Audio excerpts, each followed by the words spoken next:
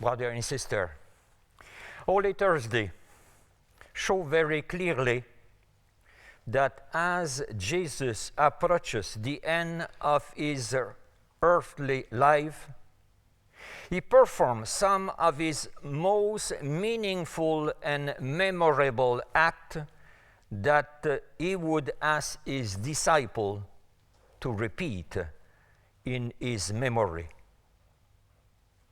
Despite the deep sorrow that was breaking his heart, Jesus that evening gathered his beloved friend and shared a meal with them on the night before he died on the cross.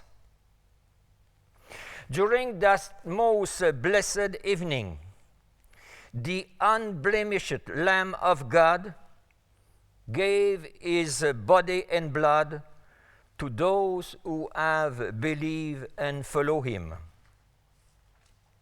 This gesture summarizes the whole life and mission of Jesus. He came to serve and not to be served. He came to give his life as a ransom for many. Brother and sister, this is what we commemorate this evening with the celebration of the Holy Thursday. When asked what Holy Thursday is about, we usually answer, it is the day of the institution of the Eucharist. Correct.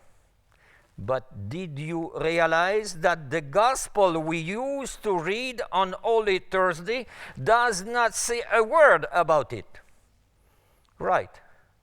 The Gospel of John does not tell anything about the institution of the Eucharist. John replaced it with the narrative of the washing of the feet. Why?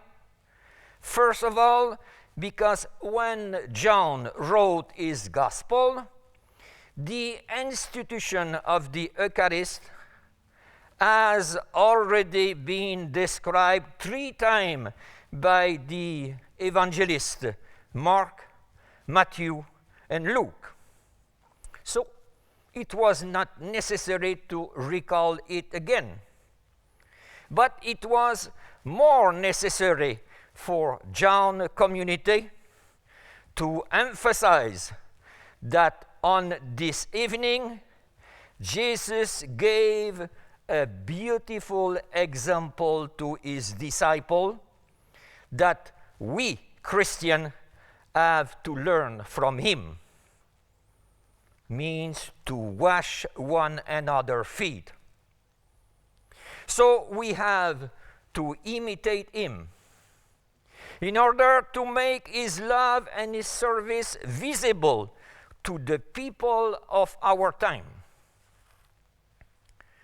So John decided to reveal the mission of Jesus as servant by washing his disciples' feet and asking them to do the same with each other, making them embrace the way of humble service and to love one another as Jesus has loved them. By washing the feet of his disciples, Jesus was demonstrating in a very concrete way that to love as he loved and to follow him, we must be willing to serve to the extent of getting down on our knees. And in doing so, Jesus wants to emphasize that in the kingdom of heaven, there is no task too small. There is no service too humble, unworthy of us to do. In the Eucharist, Jesus invites us through his own word and example to choose in our life the path of total self-giving. Brother and sister, we truly mirror Jesus to others when we freely offer ourselves in loving service to others, even to the point of sacrificing our own life, our own interest.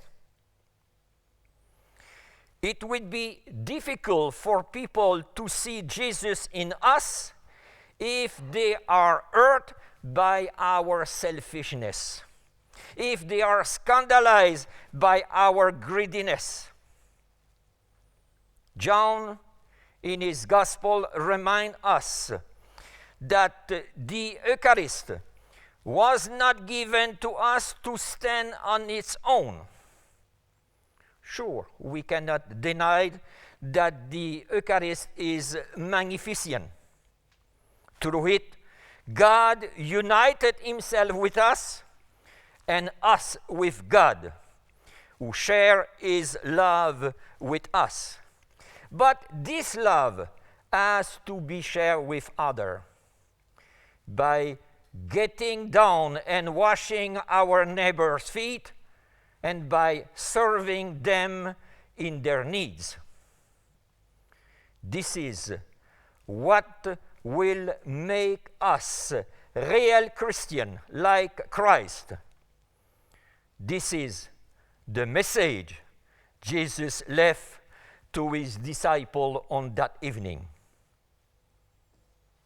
If I, your master and teacher, he said, have washed your feet, you have to wash one another's feet. I have given you a model to follow, so that as I have done for you, you should also do. It is why, now, before continuing with our Eucharist, I will myself, in a symbolic gesture, wash the feet of our two altar servers.